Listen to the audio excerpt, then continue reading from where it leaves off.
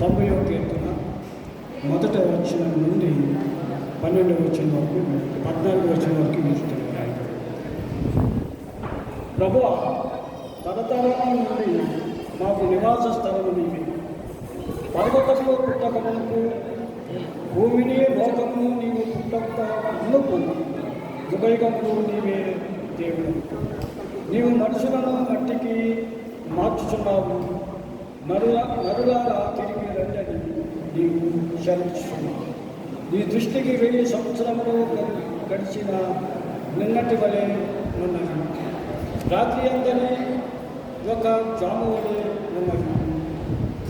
వరద చేత నైనను నీవు వారిని పారగొట్టి వీయగా వారు నిలిచుతున్నారు. రొద్దున వారు పచ్చగడ్డి వలె శిబిరించును. రొద్దునాది మరిచి శిబిరించును. సాయంకాలం అది పోయబడి వాడవాడు. నీ కోపం వలన మేము క్షీణించుతున్నాము. నీ ఉగ్రతను బట్టి దిగబడుచున్నాము. మా దోషములను నీవు నీ ఎదుట ఉంచుకుని ఉన్నావు. నీ మహాకాంతిలో మా రహస్య పాపములు కనబడుతున్నవి. నీ ఉగ్రత భరించుచునే మా దినములన్నీ గడిపితివి. నిట్టూర్పులు విడిచినప్పుడు మా జీవితకాలంలో జరుపుకుంటుంది. మా ఆవిష్కారము 70 సంవత్సరములు. అతికి బలమైన గల 80 సంవత్సరములు అయినను వాటి వైభవము ఆవేశమే దుఃఖమే. అది త్వరగా గతించును, మేము ఎదిరిపోదుము. నీ ఆగ్ర బలము ఎంతో ఎవరికి తెలియను.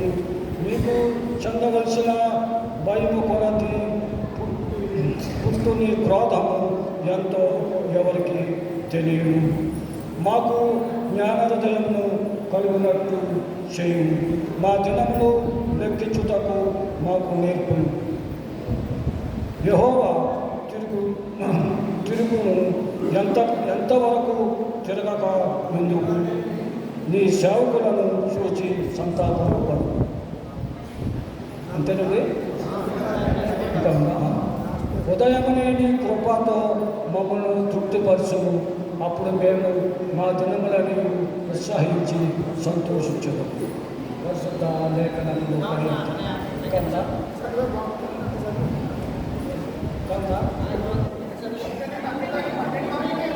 పాత నిబంధన పాఠ్యభాగము ఇంతటితో ముగింపబడింది. అలాగే పత్రికా పాఠ్యభాగము 8వ అధ్యాయము 24 నుండి 32 వచనాలు మాటలు నిఖిత గారు